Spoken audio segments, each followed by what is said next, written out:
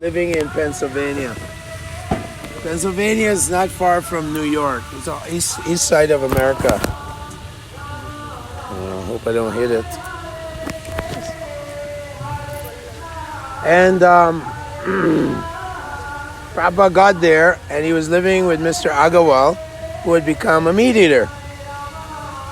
And his wife was American. So Prabhupada he had to buy sabji, and he said he kept it in the fridge with all the meat. And then he came from Vrindavan. Prabhupada was in Vrindavan. He was praying to Rupa Goswami every day at Radha Damodar Mandir, right? Please, I have to, fulfill the order of my spiritual master, Bhakti Siddhanta. I have somehow to go to the West. He's so determined, at his age, so determined. He forced the lady, Singha shipping company, please give me passage. She said, Swami, you're going to die there, you're so old. So anyway, he got to America. He had 2 heart attacks.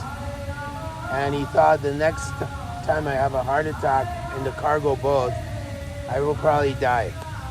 But then he had a dream. And in the dream, Krishna was, all the avatars, Nrsimha, Parashuram, Buddha, all the avatars were rowing the boat. He dreamt that as he was dreaming at night. And then the Atlantic became very, very peaceful. So when he got to Boston, he was saying, he offered a prayer to Krishna that how these people will understand this message of Bhagavad. They're so fallen. They're all eating meat every day, cow killing is going on, intoxication, all the sins, you know. Parikamar said, Kali, you can only stay where they're hoarding of gold. And where's the gold? It's in America right now. So much money. They're only crazy about money. Stock markets and all this. So Prabhupada was thinking, who will hear my message? But then he said, you must have some plan for me. So eventually he ended up, some people were helping him, young people. And he got to New York. And he opened a small storefront. At that time there was a war in Vietnam.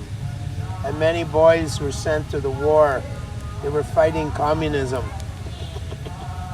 And every day in the television you see so many dead boys coming back in bags, you know, body bags, you know. And there was a great outcry against this because, you know, we're living in Swargalok. Why are you guys sending us to war? We go swimming every day, we go bungee jumping, we can have money, we can have fun. Why are you sending me to hell in the jungles of Vietnam? So it was a huge protest against this war. Prabhupada came into that, where people were very disturbed. Right? Asmin yuge janaha manda samanda matayo manda bhagya hi upajuta. People are very disturbed in Kali Yuga. So Prabhupada started in New York, devotees started going out into the park and chanting, and so many hippie kids, they rejected the American status quo, and they were all dropping out of society like myself. We're not going to work for this. This is bogus. No, there's nothing but frustration here. You go to work 9 to 5, you come home, then you watch TV, and you know, there's no satisfaction, and you get money at the end of the month, and you have to pay the mortgage, you have to pay car payments, you have to pay for diapers, you have to pay, and no happiness, no peace of mind. And now they're sending my kids to a war 20,000 miles away in some jungle, and they're getting killed. So it was not very good, not very happy. So all these people started looking into Buddhism, Hinduism, reading books by different people who had come to India. They were experimenting with drugs that made you think kind of outside the box a little bit. Like, what is life for? What is the purpose of human life? You know, what is the purpose of my life? these questions were being asked by us. And then Srila Prabhupada, many Swamis were coming. But Prabhupada was a real Swami. He wasn't like cheating people. So young people started going. He had Bhagavad-Gītā class and so on, and people started, and more. And when we were chanting, we were feeling bliss. Sat Chit Ananda, we're feeling a lot of Ananda by chanting. And, Sattvam Sanjayate Jnanam. We're getting knowledge about who I am. Aham Brahmasmi. I'm the soul within the body. I'm a servant of Lord Krishna, God. So gradually we're becoming enlightened, and Nirmalam Phalam, we're getting the fruit of purification. And then Prabhupada said, okay, go to San Francisco. So he sent Mukunda Maharaj and his wife Janaki to San Francisco. San Francisco was the center of the, what they call counterculture movement, the movement against materialism. And there Prabhupada came, and so many people started joining, and the first Rath Yatra was held in San Francisco, and the mayor of San Francisco declared it Rath Yatra Day. So every year we have Rath Yatra Day in one of the most opulent cities in the planet, San Francisco. Near San Francisco you have Silicon Valley. Google.com. And we do a lot of preaching there. We have ISKCON of Silicon Valley, and all the IT, all the software engineers, they're all devotees. And they go and they get donations from Google. Google is like billions of money. And they get from all these different groups. Facebook is there. All the software people. Apple, yeah, Apple. Steve Jobs was a hippie, and he was living in that area, and he went to Stanford College, a famous college. But he was very poor, so he would walk so many 5-6 miles every Sunday, and the only good meal he said he was getting when he was a student was from the Hare Krishna temple. So he got Haribol. So he made that announcement in a very big convention. He said, you know, the Hare Krishnas, people say they're bad, but they fed me all the way through college. Said, I'm grateful to them. Of course, out of all the billions he made, he didn't give very much to Prabhupada. George Harrison, on the other hand, he donated a large estate to Prabhupada, which is the temple in London. It's worth billions of pounds. And you know, all the Gaudiya Math people were amazed at what Prabhupada did. How he did this, because Bhaktisiddhanta sent his godbrothers to Europe, and they came back, nothing, they didn't do anything. Vivekananda went to America. He had made one disciple. Prabhupada went to America. He made thousands, and even many of them who didn't take initiation are also chanting Hare Krishna. So there's hundreds and thousands. Now there's millions of Hare Krishnas all over the world by one person, Prabhupada. Haribol! Completely empowered by the Lord. Completely. When we saw Prabhupada, we was like, wow! We surrendered immediately. You know, we were looking, but Prabhupada was so powerful. And we had no doubts in our mind. He would just remove any doubt we had. Any question, everything was satisfied by Prabhupada. And he said, this is a revolution. Like that verse in the Bhagavatam, Tadbhag Visargo Janataga Viplavo. It says, we're creating a revolution in the world's misdirected civilization. Prabhupada said, this is a revolution. So of course in a revolution, you get a lot of pushback. So sometimes we're playing Madanga in the streets of America, and someone would come and punch us or break the Madanga. Ask my wife. In Canada, I was in Canada playing, and a guy came, he broke the Madanga. And then I took the Madanga because he was starting to attack devotees, and I swung it and knocked him out with the Madanga.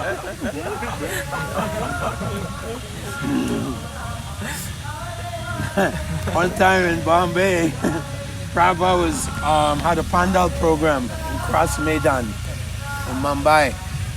And these two drunk students came, and Prabhupada's disciple, Guru Das, big guy, but they were coming, they were pulling his Sika.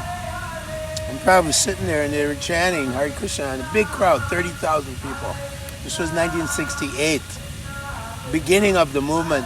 Prabhupada brought the white sadhus, called them white elephants, brought them back to India, and people were like, wow, what is this? Americans becoming devotees of Krishna, becoming Hindus? What's going on? You know, Prabhupada conquered America, conquered the West.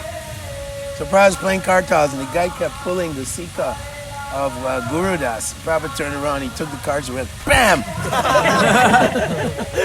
Haribol! Haribol! Prabhupada was very, very strong, he didn't care, you know.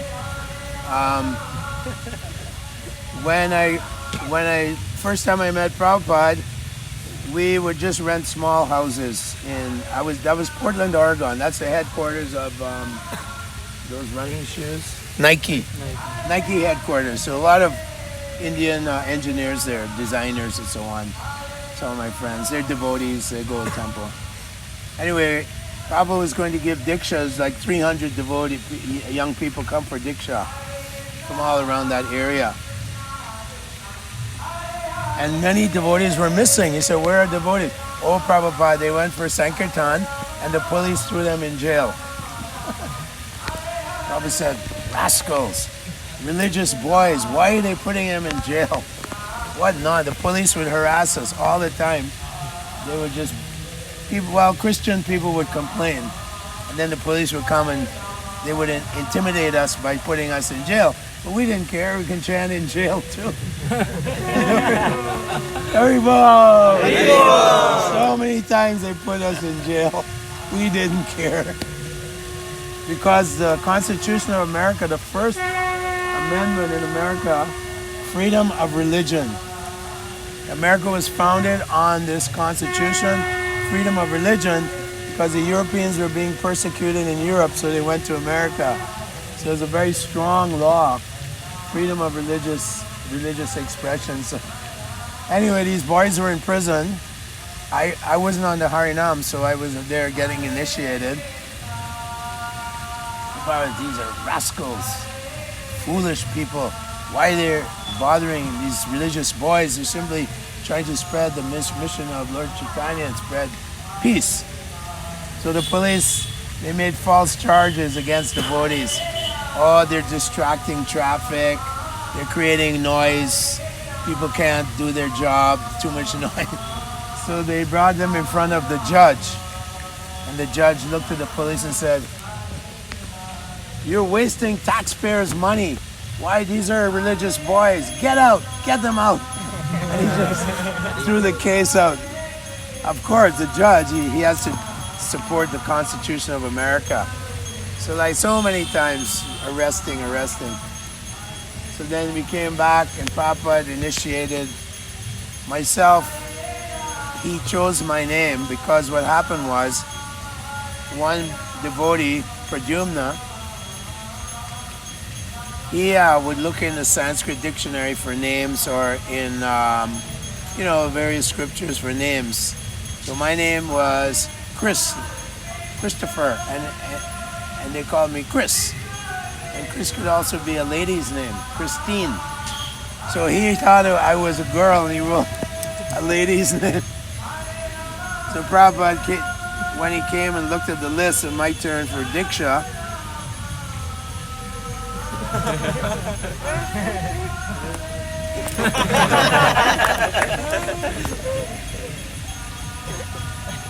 What is this nonsense? Prabhupada was like, Prabhupada's very powerful, so when he's angry, it's like, Nishringadev. He said, never mind, I will choose his name. And then he looked up, said, your name is Kripanidhi Das. Jai Prabhupada. Jai! So, like this, Prabhupada said, you were going on Harinam 5, 6, 7 hours a day, but you have to distribute my books. The book says Brihat Madanga. If it goes in the house, it'll be there for many years. Their children will read, their grandchildren, and will change their lives. He said it's more important to distribute my books, Brihat Madanga, right? Bhakti Siddhanta said, sell the marble and print books. He said that. So then the book distribution started bigger and bigger during Christmas, big. And we found that if we go on dhoti, people run away.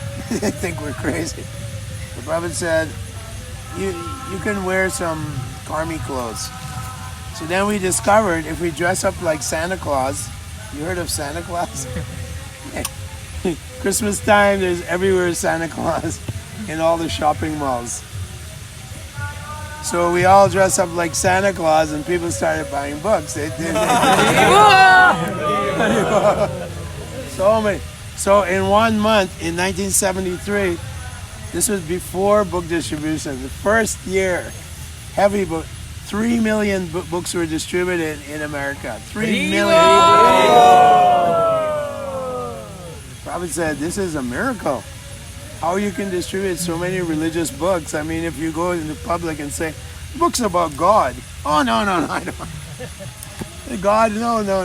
Give me some novel, some fiction, something, nonsense. Prabhupada is saying, this is a great miracle. So then the Christians came to the GBC, to the leaders. He said, why are you using Santa Claus? You're cheating. You're using, this is a Christian saint.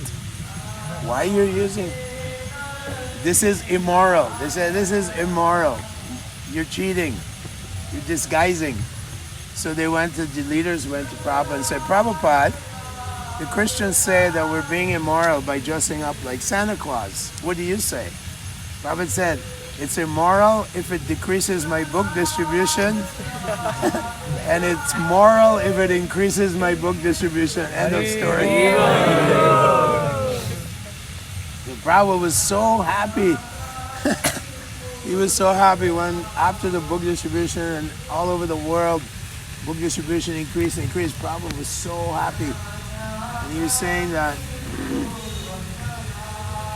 when I hear those book scores in the newsletter, he said, I become like a young teenage boy. I feel so much youth, although I'm 80 years old. He kept saying that.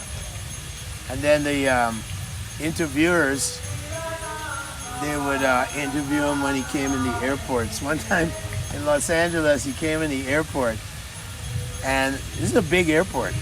It's not like anything here. It's a massive airport. It's like huge. If you want to go to another airlines, you have to take a bus and go around like this huge horseshoe in Los Angeles. And there's so many planes coming in that you can look at the sun. The sun's like an orange ball. There's so much air pollution from the jets, It's like crazy. This is supposed to be America, right? There's so much air pollution. So Prabhupada came to Los Angeles, and thousands of devotees came to meet him at the airport. And we rented a Rolls Royce, a silver Rolls Royce. And the news guy said, Swami, you're supposed to be a Vairagi. Why are you a Rolls Royce? Prabhupada said, I am representative of God. You should have given me a golden chariot like Arjuna and Krishna. They had golden chariot. What is this tin? And then, they say, why, you're a Swami. Why you have, opulent cars and so on. They didn't understand. I said, yes, you're just envious. He said, yeah, every temple I have 10 or 20 vehicles. If you go to Germany, England, France, so many vehicles I have. We have palaces in France, in Germany. He was just poking at her. Hey, why do you have so much? You people are supposed to be Vairagi. Yeah, we're Yukta Vairagi. So when Prabhupada came to the airport, we just Airlines place where he comes, terminal. We took the Rolls Royce, we parked it right on the sidewalk. And the police are like, no, no, no. He said, get lost. No. They're writing out fines. We didn't even care. Yeah, go ahead, fine us. And then Prabhupada was coming down from the plane. Like so many devotees, huge kirtan in the airport. People are like, what's going on? Massive, like at least 1,000 devotees. And they all have, like Los Angeles was the headquarters, world headquarters at that time. It was where all the books were being printed, everything. Spanish, French, English, like that. So it was a big, we had a huge warehouse, massive warehouse. Prabhupada was so happy. And he's coming and he's just surrounded. You see so like 50 dandas, sannyasis, Prabhupada sannyasis. And then so many devotees and their children. And Prabhupada's standing like this, you know, and people are like, what is this? What is this movement? It's like huge, and a huge kirtan just drowning out the whole airport. And then Prabhupada just walked in. We opened their door to the Rolls Royce, and the police are like, what's going on? Why? You know, yeah, cool down, man. Prabhupada got in the Rolls Royce and he went to the temple. And then all these scholars came. Stilson Judah, big scholar of religion. So many big professors, scholars came from UCLA. It's a famous university. University of California, Los Angeles. There's so many branches they have. And all these big scholars, because they couldn't convince young people to become Christian or whatever, you know, Jewish. We're all coming from that background. They were amazed by Prabhupada. What? They don't eat meat? They practice brahmacharya? What? What? In America? Crazy. They're crazy. No drugs? They don't smoke cigarettes? Crazy, right? That's the culture. He knows. They're both in the West. Everyone's engaged in sinful activity there. It's just normal. Let's have a steak. Let's have smoke some ganja. Okay. Drink some alcohol. Everywhere there's alcohol. Everywhere. Normal. So they came to Prabhupada, and Prabhupada's sitting here in the garden. Behind the temple, they made Prabhupada garden. All these big scholars are here. Prabhupada said, so, if you meet someone who knows the absolute truth, you should immediately surrender to that person. That is the etiquette. He said, what are you doing? You should surrender. he said, Dr. Judah loves Prabhupada, and he's Christian, big Christian theologist. He said, you're right, Prabhupada, we're not following the Bible. He said, you're correct. None of the Christians are following Bible. But then you should surrender. And he was forcing, very forceful. He said, if you find someone who knows God and who sees God, then you should surrender to them. What is the problem? What is the difficulty? And they're all like squirming in their seats. And then one of them said, oh, Swamiji, I don't think you're being very fair. You're chastising. I said, yes. He said in the Bhagavad-Gītā, Krishna chastises Arjuna, right?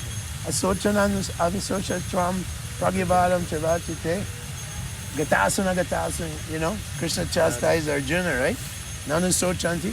Why are you lamenting for the body? Why you speak like a learned person, but you know nothing? The problem was strong like that.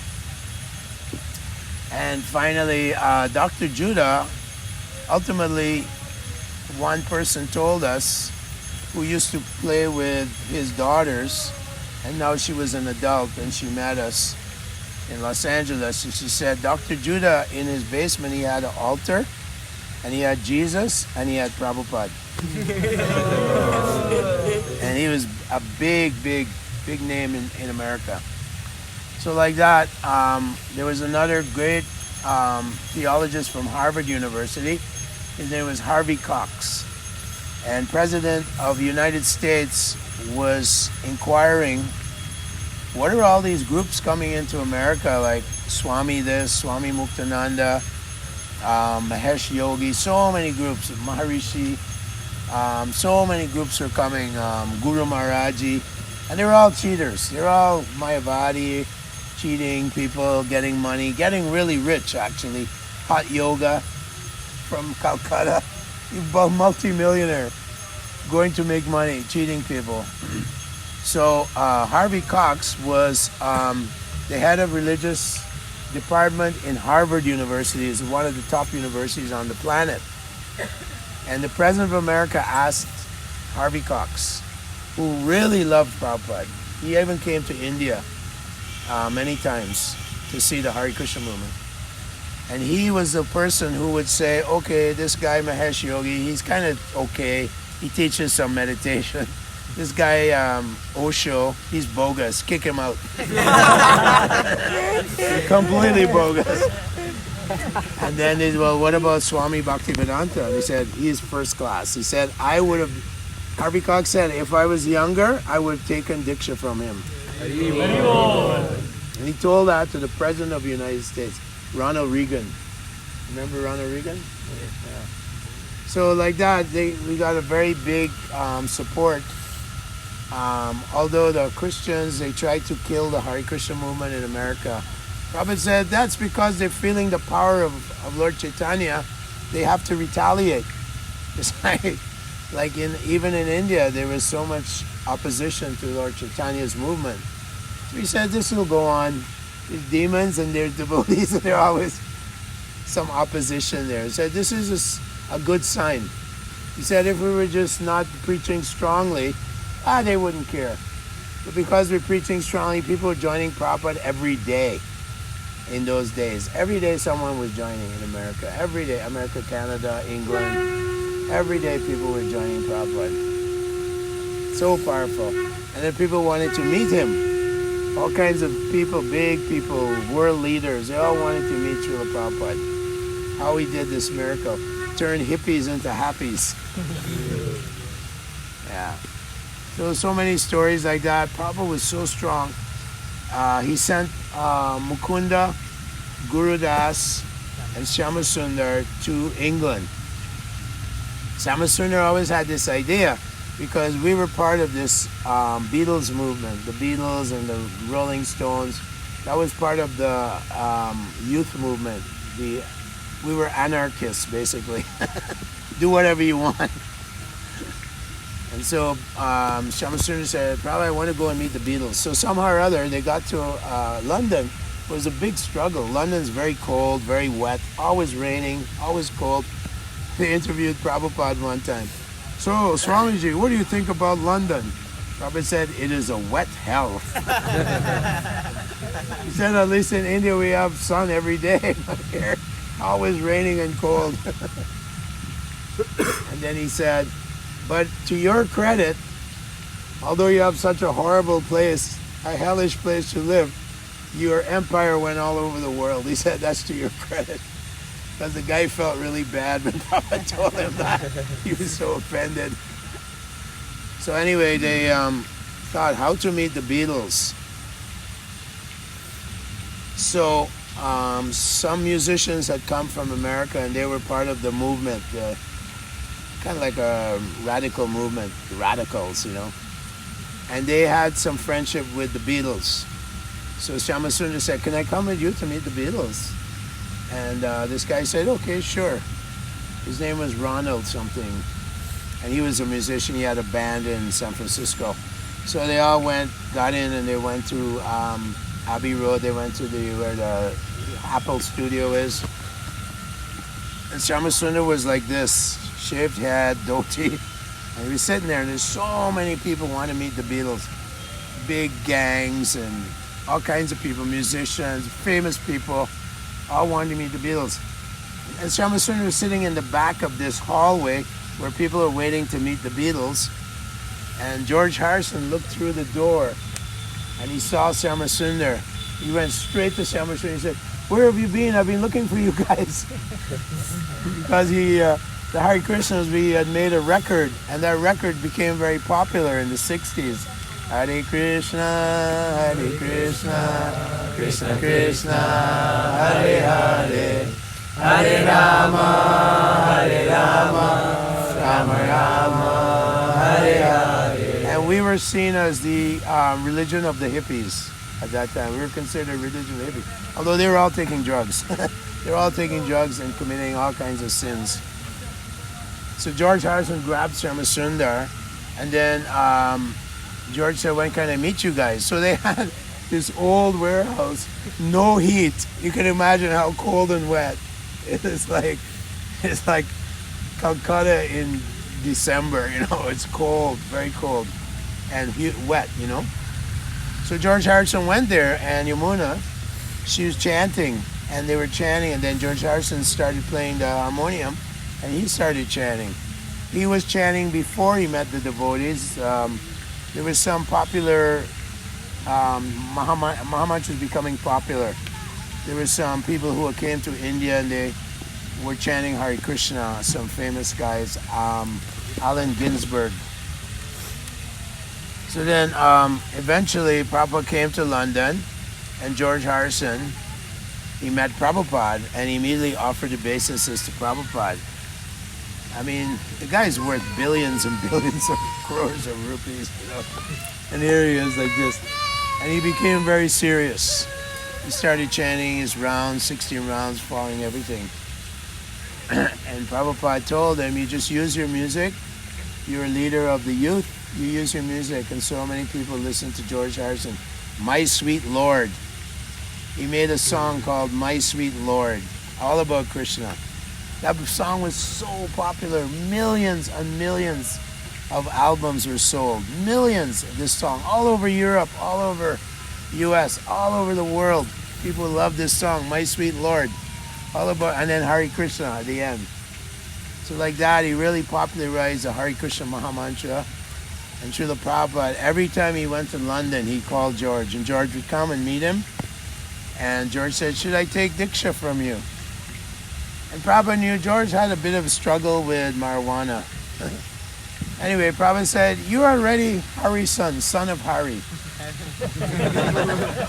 Said like that, you're son of Hari. Don't worry, you're going back to Godhead. Don't worry. You've done so much for Lord Chaitanya's movement. You don't have to worry about it. So in this way, George kept supporting the movement. He donated so much. He donated publishing of books. He donated the property in England. And from that property, the movement really spread all over Europe. Like this, Prabhupada was very amazing. So happy, so happy of what was accomplished by his simple faith in the spiritual master's instructions, right? Mukam karoti vachalam pangulangayati girim yatta tanaham bande Shri Guru. You can do like miracles if you have full faith in the Guru's instruction, the great acharyas. They will empower us to spread the movement beyond our imagination. I was thinking, I'll go to America, make 4 or 5 temples. I'll have a temple in New York, maybe one in Los Angeles. Those are 2 big cities. One in Chicago. And maybe a few temples, make a few brahmacharis. The thing just exploded, just like thousands. People like amazed. They would meet us in the, we used to sell books in the airports. We got legal permission to sell books in airports because of the Constitution, freedom of religion. Thank you. Thank you, Mr. Washington, founder of America. And people come up to us and say, wow, you guys, you're everywhere. I'm flying to any airport I go to, you guys, first people I see. How many Hare Krishnas? How many? Yeah, we have millions. Buy this book. Prabhupada, one devotee, one time he went out. This was the early days. And he lives here in Mayapur now, Sarvabhauma. And Prabhupada said, it's time to do more books. Why don't you double it? So he went out for 24 hours looking for people. The airport, of course, he was in the airport in Chicago. Then after midnight, the airport, no people. Then he went where all the clubs were, all the famous clubs, places of sin. And they let him go inside, and he was selling books. And he ended up selling 148 Bhagavad-Gītas and Bhagavatams. 148 in 24 hours. That was the first big. And then they wrote Prabhupada and said, this devotee of yours, Sarvabhauma, he's distributed 148 books in one day, of hardbound books. Prabhupada said, he is in samadhi. And he said, only by Lord Chaitanya's mercy are you able to do this. Now there's a devotee from Hyderabad. What's his name? Mahatsaha. And he did 4,000 books in one day. Was it 4,000 big books in one. He's amazing. He's from South India. And he goes in Atlanta where there are many African Americans, black people, and his skin is very dark. So he speaks like them. Hey bro, what's going on? Hey yo. They have this whole black culture, right, in America. And they buy like the whole thing, Shaptarishi, like 7 Bhagavatam, one shot. They sell like a whole set of Bhagavatam to them. They never even heard of Krishna. I never heard of Krishna before. I bought a book from these devotees on Yonge Street in Toronto the first time. I was just walking, the guy, you gotta take this, it's about the truth, man. Okay. Now you read about Krishna. Who's Krishna? Like that, no one, Of course, now they know that Hare Krishna. So movements going on more and more all over the world. Prabhupada went to Moscow also. And he's looking outside, and they had a big parade of tanks, rockets, military, USSR, Soviet Union. In 71, I think he went to Moscow. And he looked and he said, these people are being oppressed. This whole communism will be finished in 5 years. People can't live like this. I know devotees that went to Russia in those days, and just to buy a bar of soap, there'd be a line for like a 1 mile line just to buy soap. It was so austere there. Communism. It's like a strange kind of philosophy. It didn't work. And if you ask Russians, what do you think of communism? Are you crazy? No, it's crazy stuff. So communism means isavasyam idam sarvam yatkincha jagatyam jagat tenit. Right? Ishapanishad. Everything belongs to Krishna. We take what we need and leave the rest for others. That is spiritual communism. That's the real communism. And Prabhupada made a prediction. He says in a few years this will collapse. And in 1990-91, the whole thing collapsed. It was completely artificial. People can't live like that, Oppression. They were being oppressed, Spies everywhere. Not even the basic needs. I remember people were allowed to come to India from Russia in those days. And they thought it was paradise here. Oh, I can buy mangoes. I can have cauliflower. In Russia, all they had was potatoes. Everything was potato, and cabbage. That's all they had, So it was very artificial. And Prabhupada predicted now so many Russian devotees, lakhs of Russian devotees, more than in the West. But so the plan of Lord Chaitanya is unfolding more and more. And we just have to participate. We have to be part of it. And slowly but surely, keep going. The goal of life is how to love Krishna. And the process, Hare Krishna, Krishna Krishna, Hare Hare, Hare Rama, Rama Rama, Hare Hare. Thank you. Haribol.